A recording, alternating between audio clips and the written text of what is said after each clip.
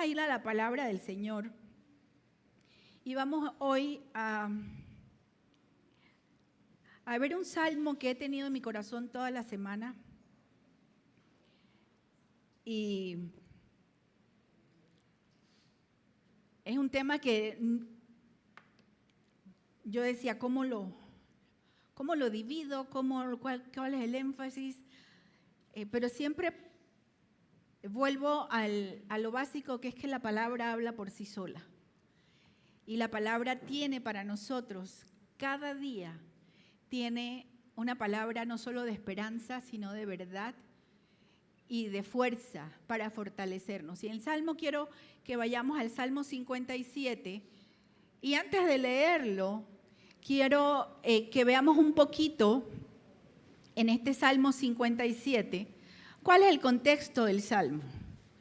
En este Salmo, cuando uno comienza a leerlo, dice, tiene como una especie de introducción, una explicación. Hay muchos salmos que tienen una introducción sobre el contenido del salmo, sobre qué trata el salmo o en qué momento lo escribió el salmista, porque los salmos, para los que no han entrado todavía en el estudio de qué es un salmo, el libro de los salmos es una colección de canciones.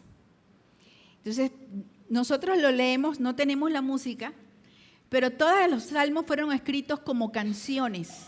La mayoría de ellos fueron escritos por el rey David, que era un gran poeta, y que además fueron compuestos en momentos importantes de su vida y tenían la cualidad de que eran canciones que se cantaban en el templo, durante el servicio en el templo.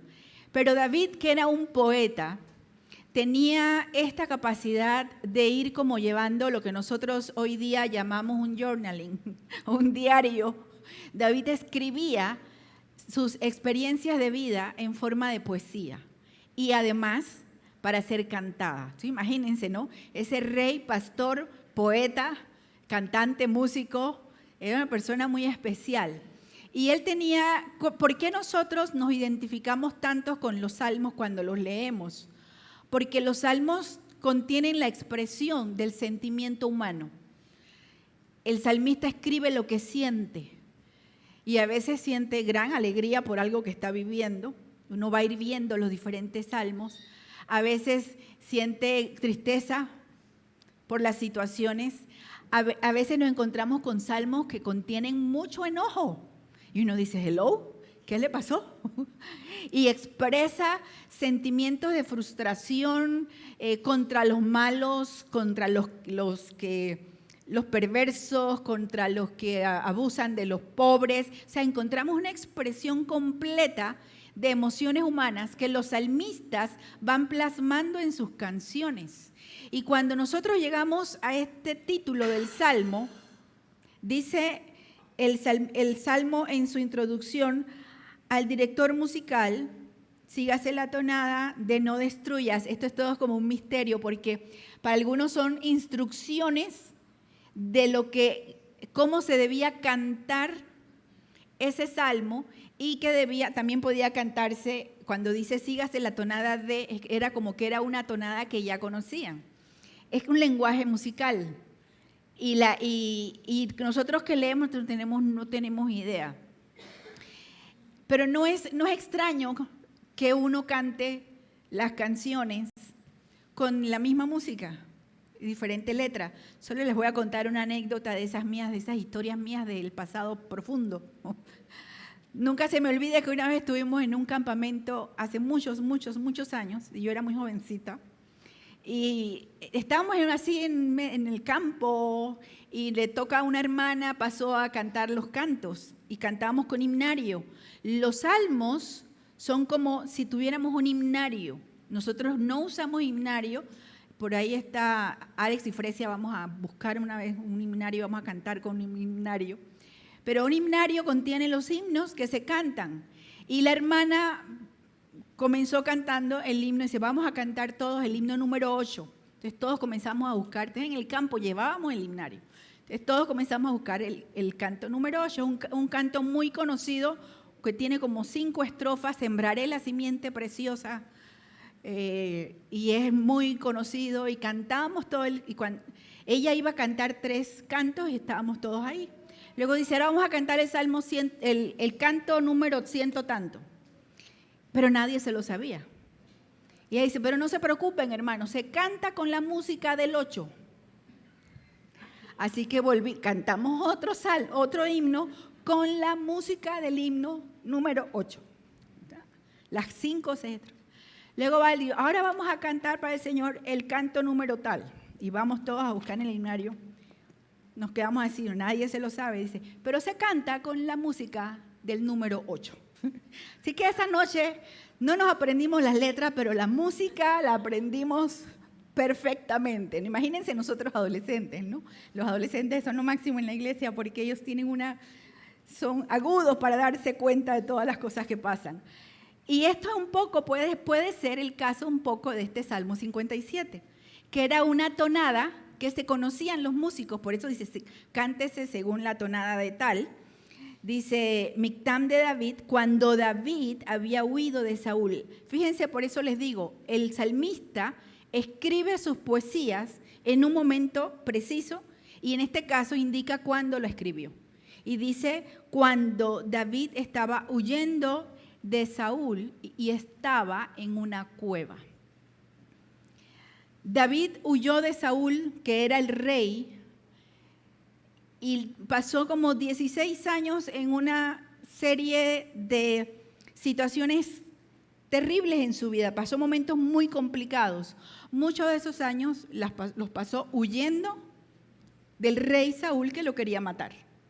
Y las cuevas, cuando habla de las cuevas, es que en Israel y en Medio Oriente, en muchos de estos lugares desérticos, tienen las características de que las montañas, en muchas montañas hay cavernas. Y las cuevas son cavernas, son formaciones naturales que hacia adentro pueden ser muy grandes.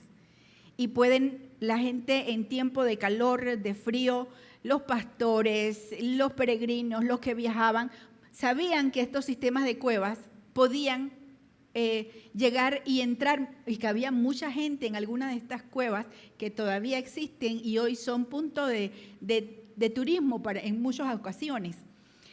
Pero David no estaba como turista en esa cueva. Él estaba huyendo. Y cuando uno piensa en huir y en la cueva, uno puede, si nosotros trasladamos eso a nuestra experiencia, podemos decir, Erika, yo nunca me he escondido en una cueva. Tal vez no en una cueva física, pero muchos de nosotros hemos pasado situaciones en la vida que nos hacen escondernos en medio de la tristeza o en medio de la soledad, y que inclusive cuando aunque haya gente con nosotros nos sentimos en la oscuridad de una cueva. Es la representación simbólica de una persona en angustia, de una persona que está pasando por una situación muy crítica y que le pasó a David en un momento particular, porque hay 2 momentos en que él se refugia en cuevas. Un momento en particular en esa historia está en el primer libro de Samuel, que solo les voy a leer, si tienen pueden buscar en su Biblia o en su teléfono. El primer libro de Samuel, el capítulo 22, el verso 1, que nos describe uno de estos momentos cuando David, que está huyendo, entra en una cueva. David había salido huyendo, lo estaban persiguiendo. Había tomado decisiones que a nosotros nos parecen absurdas cuando la leemos, porque uno dice, ¿cómo se le ocurrió eso? Llegó a territorio enemigo, al territorio de los filisteos, pero él era enemigo ahí. Entonces, para que no lo mataran, comenzó a fingir demencia. ¿Ustedes creen que eso es moda? Que esas son frases que se usan ahora. Dice literalmente que comenzó a hacerse loco para que no le pusieran, para que dijeran, este no es peligroso si este está loco. O sea, en la desesperación, David buscó formas de cómo ajustarse a la crisis que estaba viviendo. Y luego llegamos a ese capítulo 22 y dice, David se fue de Gat y huyó a la cueva de Adulán. Cuando sus hermanos y el resto de la familia se enteraron, fueron a verlo allí. Además se le unieron muchos otros que estaban en apuros, cargados de deudas o amargados. Así David llegó a tener bajo su mando a unos 400 hombres. Este momento parece como algo que uno lee de pasada. Sin embargo, hay un punto que es de inflexión aquí. ¿Por qué? Porque David había sido ungido por Samuel, capítulo 16, había matado al gigante, capítulo 17, y en todas esas ocasiones él había sufrido el desprecio de sus hermanos. Él era el más chiquito y era pastor de ovejas, y los hermanos lo miraban como que él no era gran cosa.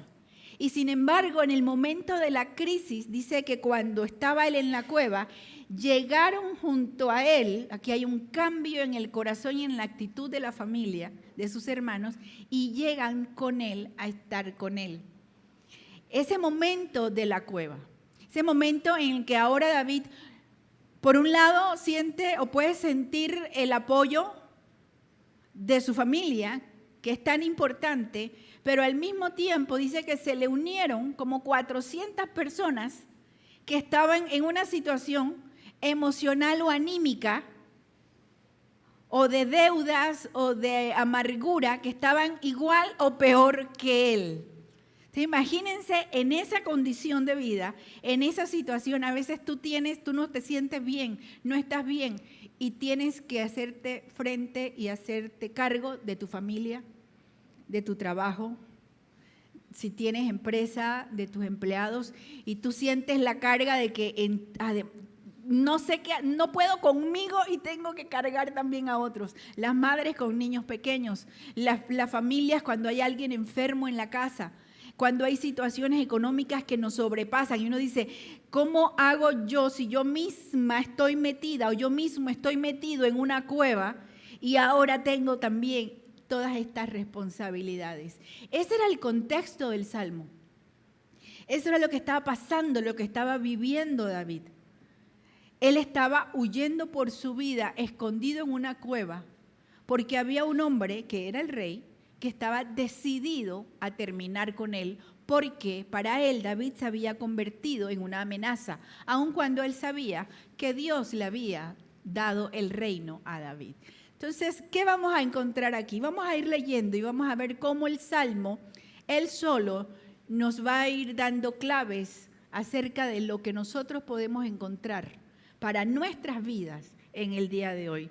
Dice el verso 1, ten piedad de mí, oh Dios, ten piedad de mí, pues en ti me refugio. Y aquí viene una figura poética que es hermosa, dice, a la sombra de tus alas me refugiaré hasta que haya pasado el peligro. ¿Qué nos encontramos aquí? Un lamento en la angustia. ¿Sabes que nosotros somos buenos para los lamentos? O sea, conocemos muy bien el lenguaje de la queja, el lenguaje del ay, el lenguaje del dolor.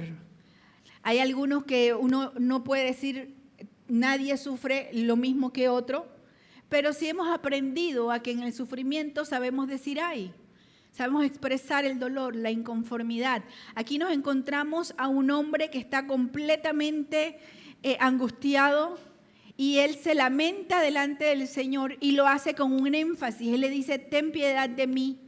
Y lo dice 2 veces, ten piedad de mí. O sea, ten misericordia, dice otra versión, ten compasión.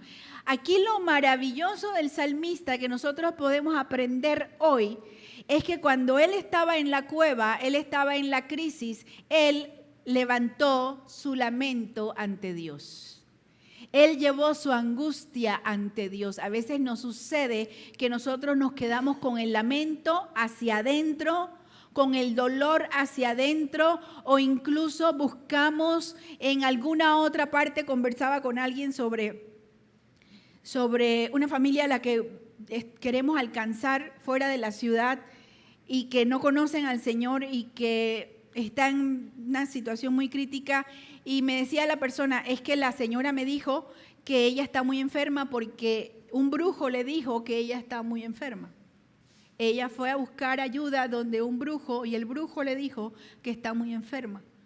Así que ella está convencida que ella está muy enferma. ¿Y sabe cuál es el problema? El problema es cuando los seres humanos no terminamos de entender que el único donde podemos refugiarnos de manera segura es en Dios, que a quien debemos llevarle nuestro lamento y nuestra angustia es a Dios, porque Él es el único que nos puede refugiar, Él es el único que nos puede auxiliar y sostener. Él estaba diciendo, Señor, ten piedad de mí. Ahora, yo me pregunto, ¿no sabía David que Dios siempre tenía piedad de él? Sí, David lo sabía. Tú y yo lo sabemos. Si yo preguntara en este momento, ¿cuántos de ustedes o cuántos de nosotros hemos experimentado en nuestras vidas la misericordia de Dios? ¿Cuántos levantaríamos la mano? ¿Y cuántas veces nos sucede que cuando estamos en crisis o dudamos de la piedad, de la compasión y la misericordia, o buscamos en otro lado, y a veces otro lado ni siquiera fuera de nosotros, a veces es que nos quedamos rumiando, nuestra mente puede ser nuestro peor enemigo, porque acá le da vueltas, sí, porque es que si el Señor hubiera estado conmigo, es no porque ahora estoy sola, es porque ahora estoy solo, es porque ya nadie me quiere, es que porque esta situación no se puede resolver. Uno de los grandes méritos de David es que él siempre entendió que debía llevar su queja y su lamento delante de Dios. Él se acerca a Dios como lo hizo todas las veces en su vida y para decirle, Señor, ten misericordia de mí, Señor, ten piedad de mí. Te invito, hermano, hermana, amigo, persona que nos ves desde el otro lado de la cámara, yo te invito que cuando haya angustia en tu vida, no es que niegues que hay angustia, no es que David no sabía que estaba angustiado, David sabía que estaba angustiado. Nosotros sabemos cuando estamos angustiados. Yo te invito a que presentes tu angustia delante del Señor, que te acerques a Él y que a veces decimos, Señor, pero otra vez soy yo con el mismo problema y la misma queja. Otra vez, con lo mismo, Señor, sí, otra vez. Las veces que sea necesario, las veces que toques a la puerta del Señor, el Señor te va a atender, el Señor te va a escuchar, el Señor te va a recibir. Lleva tu lamento, tu angustia delante del Señor. Y la figura que utiliza el salmista es maravillosa porque dice, a la sombra de tus alas me refugiaré. Esto nos da la imagen poética de un ave, un águila, un ave que, no sé si han visto que hay algunas fotografías que son preciosas, de esas de Instagram, que son preciosas, donde hay pajaritos que tienen a sus polluelitos así escondidos y uno ve la mamá gallina o la mamá pájaro, ya no sé ni cómo decirle, y uno ve que está así y ve las caritas de los polluelitos asomados así debajo de las alas, porque esa ave está protegiendo a sus polluelos. Jesús cuando entró a Jerusalén antes de ir a la cruz, Él lloró por Jerusalén y dijo, Jerusalén, Jerusalén, ¿cuántas veces quise como una madre agarrarte bajo mis alas y protegerte? ¿Cuántas veces quise? Es la misma imagen que da el salmista. El salmista reconoce y dice, me voy a refugiar bajo la sombra de tus alas. No dice por 5 minutos. Dice hasta que pase el peligro. Este es otro de nuestros aprendizajes que nosotros debemos llevarnos hoy.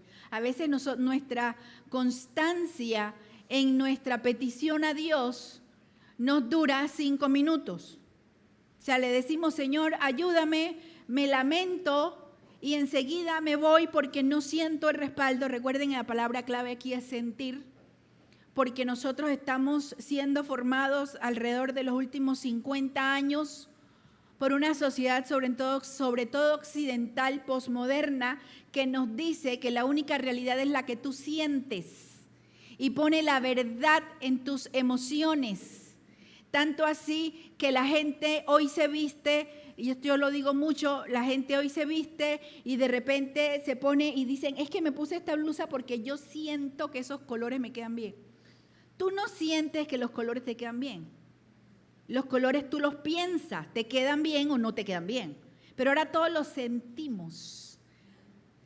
Es que yo siento que tal cosa, es que yo siento, y como todo lo llevamos al lenguaje de los sentimientos y las emociones, cuando no sentimos a Dios, o no sentimos la respuesta, o no sentimos que Dios está cuidándome, muchas veces nos salimos del refugio de las alas del Señor y el peligro todavía está amenazando nuestras vidas. La situación no se ha terminado de resolver. El salmista le dice, Señor, yo me voy a refugiar bajo la sombra de tus alas hasta que pase el peligro. ¿Cuál es el peligro en tu vida? ¿Lo puedes identificar? A veces el peligro puede venir de afuera, relaciones, situaciones en el trabajo, cosas que no buscamos. Pueden estar adentro como enfermedades físicas, situaciones que no hemos manejado. Pueden estar en relaciones interpersonales, relaciones entre familiares, situaciones que no se resuelven y uno no se da cuenta o no sabe cómo identificar. A veces uno ni siquiera sabe cómo identificar el peligro. A veces el peligro es mi propio carácter, mi propio yo que se quiere imponer. El salmista le dice, Señor, yo me voy a refugiar mientras terminen los quebrantos, mientras termine el peligro. Sigue diciendo el verso 2 y 3, clamo al Dios Altísimo, al Dios que me brinda su apoyo. Desde el cielo me envía la salvación y reprende a mis perseguidores. Y fíjense que aquí hay una palabra que vamos a poner en paréntesis porque es muy interesante, dice Selah. Dios me envía su gran amor y su verdad. Ahora, ¿en qué está descansando el salmista? Por un lado dice, número 1, clamó a Dios. Siempre me gusta cuando veo este verbo en el Antiguo Testamento sobre todo, que nosotros leemos en español, clamé al Señor, clama a mí, yo te responderé, clamo al Señor, clamo a ti. Y nosotros pensamos en clamar como llamar o como hablar. Pero la fuerza del verbo clamar tiene la fuerza de alguien que grita. Clamar tiene la connotación de gritar por algo. Cuando quieres que te escuchen, que te atiendan, cuando hay una emergencia, uno grita. No es gritar por cualquier cosa. Es llegar al Señor y dice, yo clamé. El clamar a Dios implica que el corazón mismo, las entrañas, lo que hay, todo lo que soy, le dice a Dios, ayúdame. Ayúdame, Señor, porque por un lado reconocemos que solo Dios nos puede ayudar, pero por otro lado reconocemos que Dios ya nos ha ayudado. Fíjense que el salmista le dice al Dios que me brinda su apoyo y lo dice en presente, no lo dice en pasado. No dice yo voy a clamar al Dios Altísimo porque en el pasado me brindó su apoyo, me brindó su auxilio. Él lo mantiene en el presente. Yo clamo a Dios, yo le pido a Dios porque Él es quien me ayuda hoy. Recuerda, el Señor te ayudó ayer, qué bueno. ¿El Señor te ayudó ayer? ¿El Señor te ayudó el año pasado? ¿Te ayudó hace 6 meses? ¿Te ayudó hace 20 años? Sí, el Señor te ayudó en el pasado, pero el Dios verdadero a quien servimos nos ayudó en el pasado y nos ayuda en el presente y nos ayudará en el futuro. La ayuda de Dios es continua y es presente y el salmista lo sabía. Y él le dice al Señor, yo clamo a ti, Dios Altísimo, porque tú me brindas tu apoyo, desde el cielo me envías salvación. Y dice, y reprende a mis perseguidores. Y luego les decía que encontramos una palabra, Selah. Y esta palabra, Selah, ustedes van a encontrar que es una palabra hebrea que para muchos es difícil de encontrar una traducción que uno pueda decir, ya, esto significa. Algunos piensan que era una palabra parte del idioma musical, que es como, por ejemplo, cuando uno está dirigiendo y uno le dice, por ejemplo, si está Alex en el piano y yo le digo Alex pianísimo, Alex sabe que pianísimo significa que tiene que tocar bajito, suavecito, ¿sí? El volumen bajito. Y que si le digo fortísimo, tiene que poner el volumen y la fuerza en el piano, o los músicos. Ese es el lenguaje musical, ¿sí? O como cuando uno le puede decir a Erika, por favor, voz de cabeza, necesitamos un falsete. Es lenguaje musical. Los que no sabemos nada de eso nos dicen voz de cabeza y ¿dónde me paro? Porque es un lenguaje. Algunos piensan que Selah era parte del lenguaje musical que significaba que era el momento en que había que hacer una pausa para que el coro contestara. Hay salmos que son una parte en que canta el salmista y el coro contesta. Entonces hay quienes dicen esta pausa era para indicar que venía la respuesta del coro o que seguía un intermedio en la canción. Otros piensan que esta pausa tiene que ver con que las personas que estaban leyendo o cantando tenían que por un momento pausar el canto para reflexionar en lo que estaban cantando, para meditar en lo que antecedía o lo que estaban viviendo, lo que estaba sucediendo, lo que describía la poesía y lo que venía después. En la vida y en nuestra vida y en nuestras crisis es importante hacer pausas. A veces nosotros leemos la Biblia. ¿Cuántos van leyendo la Biblia en orden que estamos leyendo? Vamos por Isaías ya. Y a veces cuando nosotros vamos leyendo la Biblia, pasamos la Biblia y pasamos los capítulos. Y si uno pregunta, ¿qué leíste? Espérate, ya te digo. Ya te digo, es que se me olvidó. Yo me acordaba hace un momentito, pero es que se me olvidó. Porque leemos poniendo en el momento la intención, la velocidad, a veces las prisas, pero a veces nuestra lectura se queda superficial. El llamado a Selah es hacer una pausa para reflexionar lo que está sucediendo, lo que estamos viviendo, a quién estamos clamando, cuál es el peligro real, qué es lo que he estado haciendo yo para resolver este problema, si el peligro nace de mí o viene de afuera, y si yo estoy clamando a Dios de manera correcta. Fíjense, hacer una pausa. Y es interesante, ¿por qué lo menciono aquí? Porque encontramos la palabra Selah 71 veces en los salmos de David y 3 veces en el libro del profeta Habacuc, capítulo 3. Pero solo en los salmos de David 71 veces. Y siempre al final de un verso. Aquí nos encontramos la palabra Selah en el medio del verso. Vamos para que lo veamos. Fíjense que aquí debería decir, se supone que nosotros deberíamos encontrar la palabra Selah después del verso que dice, Dios me envía su gran amor y su verdad. Sin embargo, aparece antes. Aparece en el verso 3, desde el cielo me envía la salvación y reprende a mis perseguidores, Selah. Es como que cambia la dinámica habitual de donde aparece la pausa y la pone en un momento específico del Salmo cuando está hablando de la salvación de Dios.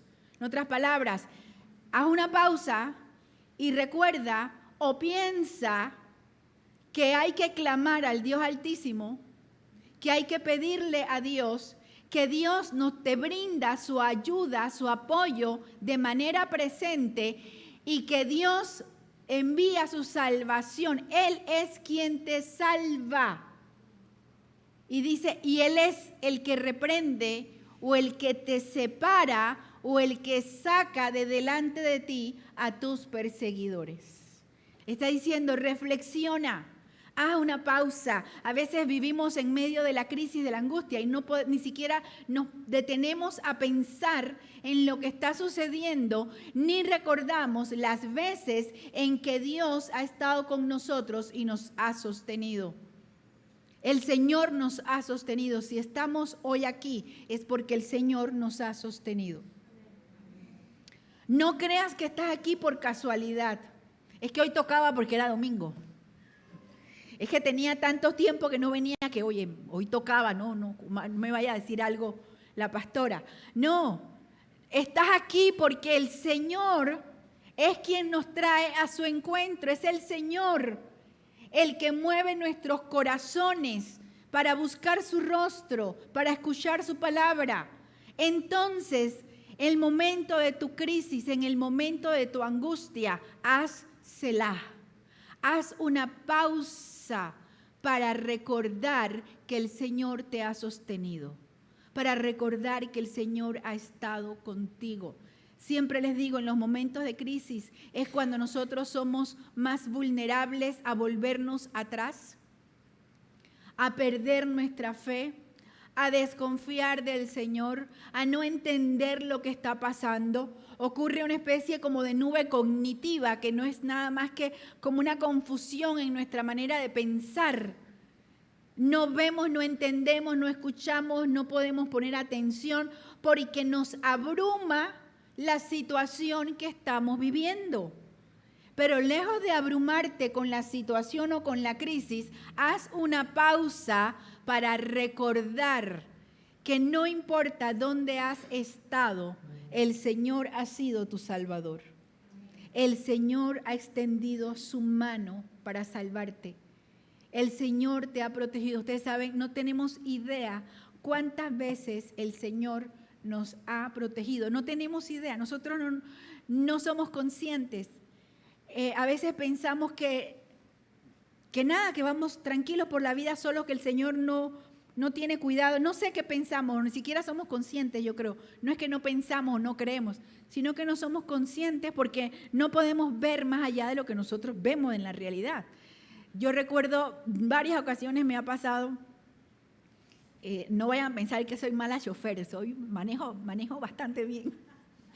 Pero me ha pasado varias veces que en algún momento en que he tenido que entrar a una vía o que he pasado minutos, alguien se atraviesa, de esas cosas que uno dice,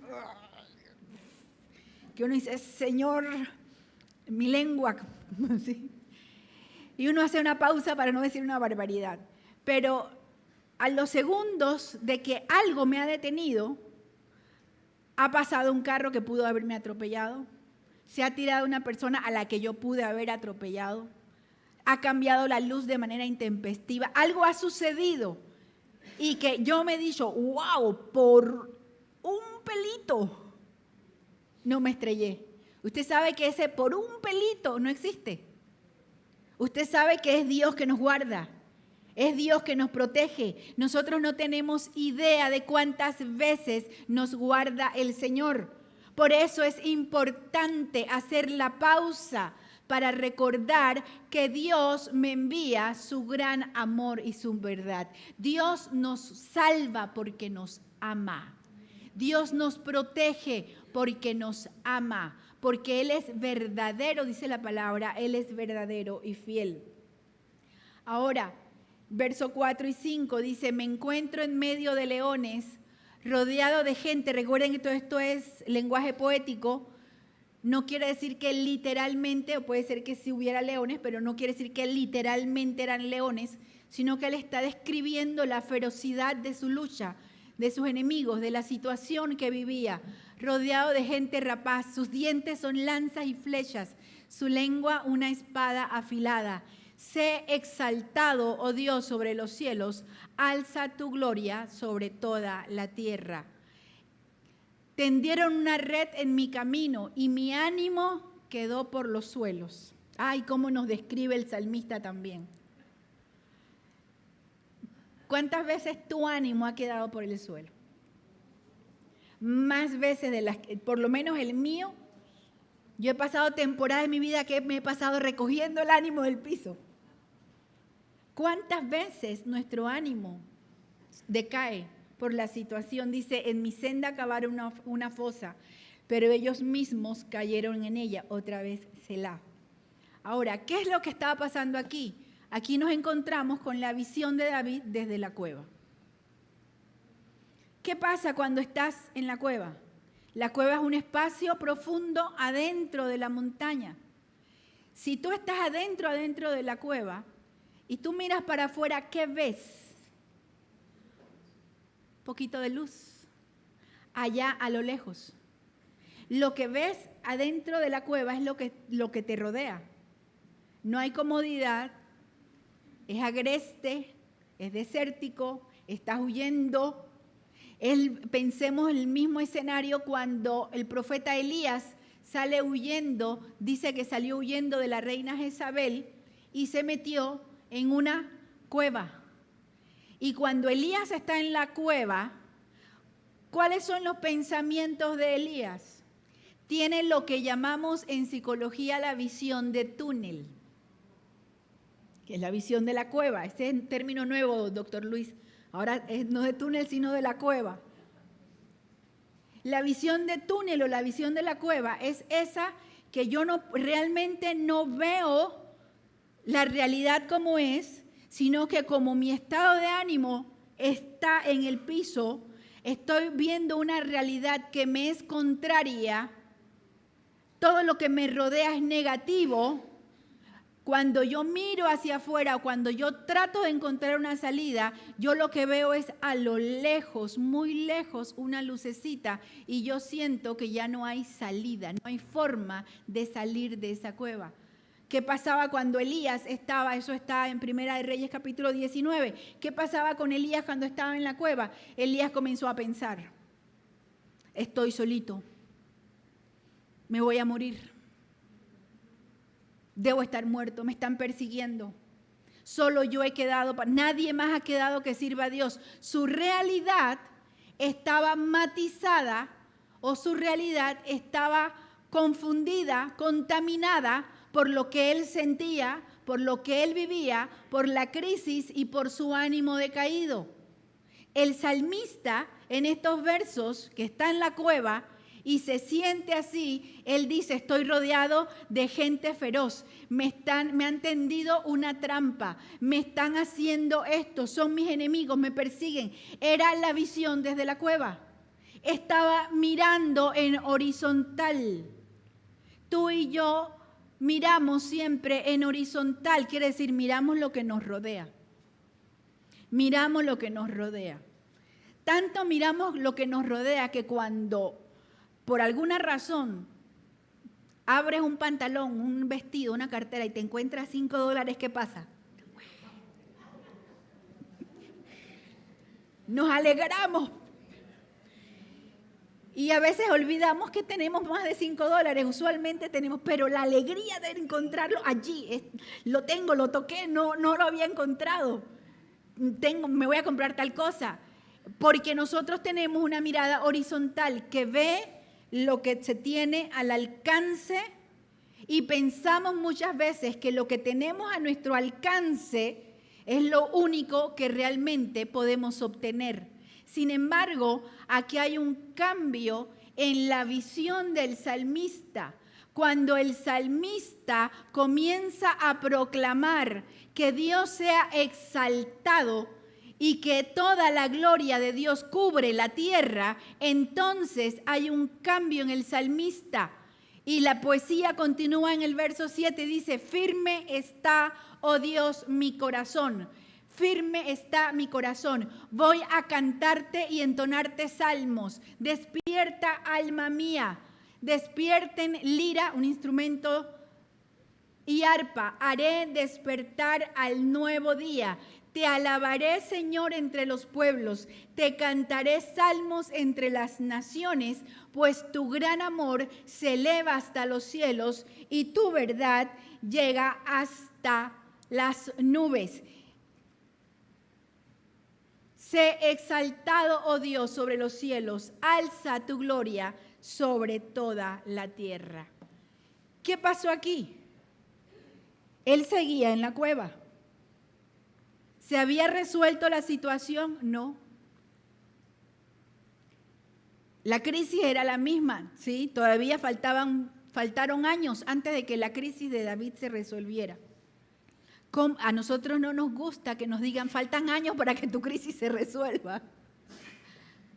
Porque nosotros necesitamos respuestas temporales rápidas, ya. Queremos la respuesta y la salida. Y sin embargo, decíamos primero, mientras David mantiene su enfoque en lo terrenal, en lo temporal, mientras su mirada es desde la cueva, mientras su mirada es lo que le rodea, lo que él tiene a su alcance, su mirada es negativa, su mirada es pesimista, su mirada es de un ánimo caído, pero cuando él comienza a alabar a Dios, aunque la prueba no había terminado, aunque todavía seguía en la crisis y en la cueva, él comienza a cambiar su enfoque y pasa de un enfoque horizontal a un enfoque vertical. Él deja de mirar hacia los lados, hacia la realidad que lo circunda, y él comienza a mirar hacia arriba, hacia Dios. El apóstol Pablo dice a los colosenses, pongan la mirada, pongan su vista en las cosas de arriba, no en las de la tierra. Porque cuando nosotros ponemos nuestra mirada, nuestra motivación, nuestro enfoque, nuestras soluciones, nuestros problemas, nuestras esperanzas en las cosas de la tierra, entonces nuestras respuestas que vamos a tener van a ser temporales, van a ser inadecuadas y vamos a seguir insatisfechos. Pero cuando nosotros aprendemos a poner la mirada en Dios, entonces va a haber un cambio. ¿Un cambio en qué? Él dice, estoy firme. Mi corazón está firme. Es una expresión parecida a la que usa el apóstol Pablo en la segunda carta a Timoteo en el capítulo 4, en el verso 7, cuando él dice, he peleado la buena batalla. He peleado la buena batalla, estoy firme en la fe. Y todo lo que había, Pablo está escribiendo eso desde la cárcel. Y que uno desde la cárcel, desde la cueva, en la crisis, en la angustia, pueda decir, Señor, está firme mi corazón, porque hay firmeza en mi fe. No voy a dudar de Dios, no voy a cambiar mi mirada, no voy a mirar lo que está alrededor, te voy a seguir mirando a ti. Dice el autor de los Hebreos, puestos los ojos en Jesús, el autor y consumador de nuestra fe. Hay un cambio de discurso porque hay un cambio de corazón. Los cambios de discursos, ¿por qué son tan volubles los cambios en la política y en tiempo de elecciones? Ya vas, Erika, meterte en líos. ¿Por qué son tan volubles? Porque se ajustan, porque nacen no desde una transformación del corazón, sino de un momento oportuno o de oportunismo para obtener algo. Entonces, como la gente tiene necesidad, la gente cree de verdad en el discurso.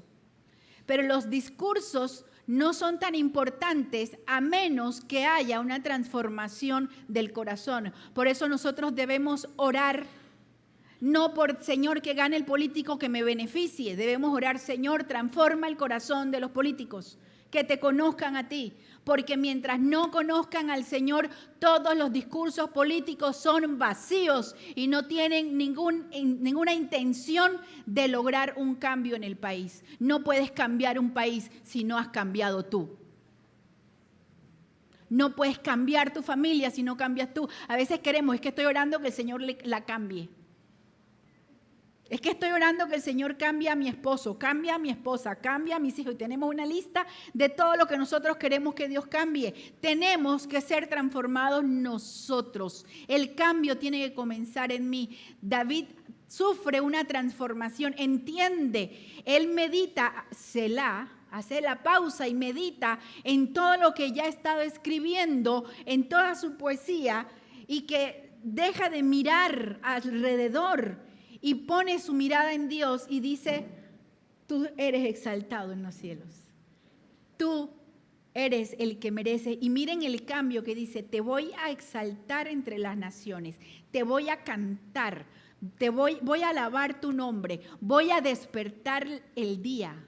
Ustedes saben la expresión que lo que él está diciendo es, yo desde la mañanita, en cuanto amanezca, Señor, yo te voy a alabar. Porque cuando nosotros comenzamos nuestro día alabando a Dios, nosotros estamos cumpliendo lo que dice el Salmo 22, que dice que el Señor se entroniza en las alabanzas de su pueblo.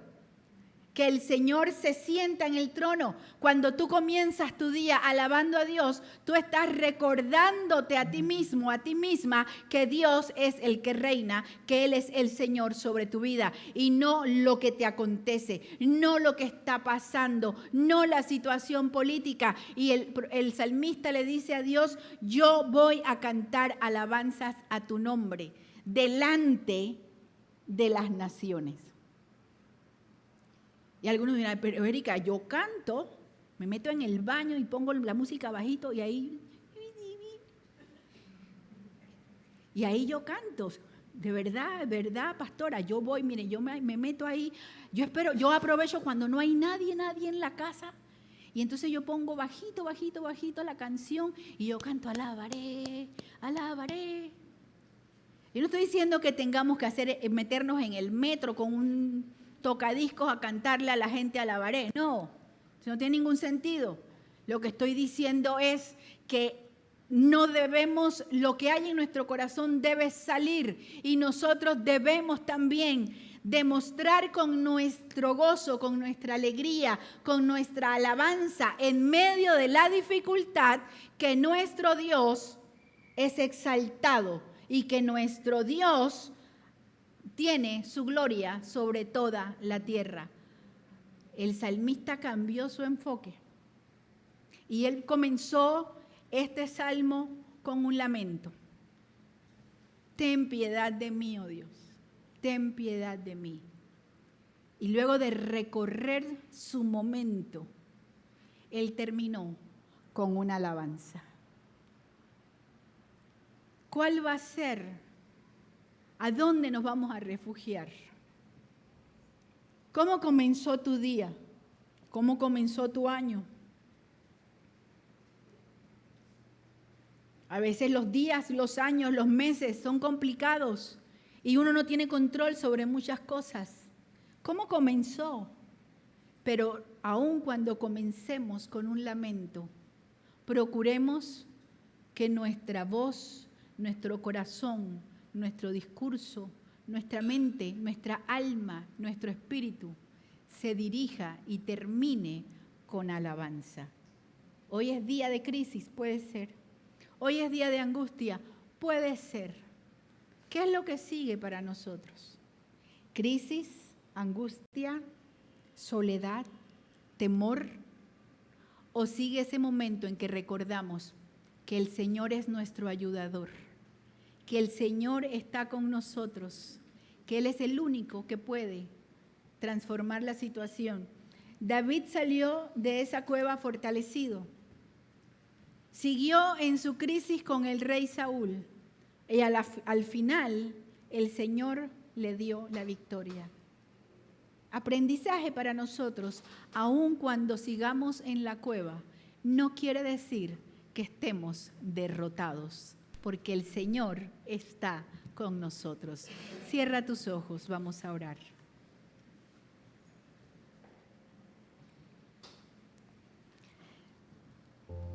Señor, te damos gracias por tu palabra. Te damos gracias porque tu palabra es siempre oportuna. Va más allá de nuestro estado de ánimo o de nuestra situación momentánea, de nuestra realidad, para traernos no solamente consuelo y esperanza, sino una ruta de guía. Yo quiero invitarte en esta mañana. En primer lugar, si nunca le has entregado tu vida al Señor, Puede que estés del otro lado de la nube. Puede que estés aquí sentado y nunca le has entregado tu vida a Cristo. No puedes decir que tienes una relación personal con el Señor. Hoy es el día de decirle: yo quiero tener una relación personal contigo. Porque todo esto no se puede vivir desde la teoría. No es un discurso motivacional. Solamente podemos hacerlo en Cristo. Porque Él vino a morir por nosotros para darnos vida. Que yo te invito, si tú nunca le has entregado tu vida al Señor, hoy es el día en que tú le puedes decir: yo quiero conocerte. Yo quiero que tú seas mi Salvador. Si quieres hacerlo solo allí donde estás, levanta tu mano y alguien se va a acercar contigo para orar. Si quieres hoy entregarle tu vida al Señor Jesús, levanta tu mano y alguien se va a acercar contigo. Y si ya conoces al Señor, y hay personas levantando su mano aquí adelante. Luis, si te acercas, por favor.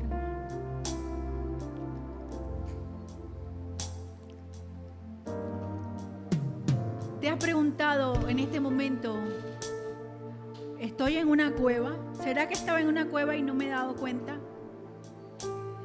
¿Será que hay crisis en mi vida y yo no he sabido mirar hacia arriba, sino solo miro alrededor? ¿Cómo está tu ánimo? ¿Cómo está tu fe? ¿Cómo está tu esperanza? A veces piensas que no hay remedio, que no hay salida. Yo quiero invitarte hoy a que le digas: Señor, una vez más, perdóname por desconfiar, perdóname porque muchas veces solo miro lo que está cerca y no levanto los ojos. Dile: Señor, quiero mirarte a ti. Quiero levantar los ojos y encontrar tu ayuda, que ha sido constante, que ha sido permanente en mi vida. Tienes una necesidad tan fuerte que te hace lamentarte. Estás en angustia. Dile: Señor, necesito que hoy me recuerdes una vez más que tú estás conmigo. Ponte de pie y cantemos este canto al Señor. Y yo te invito a meditar, como decía la palabra, Selah. Yo te invito a que medites y que te ubiques y puedas decir: ¿dónde estoy ahorita mismo? Necesito mirar arriba, necesito una transformación del corazón, necesito firmeza en mi relación con el Señor. ¿Qué soy yo para que me visites y te acuerdes de mí, Señor Jesús? ¿Qué te movió a perdonarme? Tu misericordia, oh Dios, me abrazó y el pasado olvidó. Tu misericordia es mejor que la vida. Tu misericordia puso en mí una canción. Tu misericordia vivifica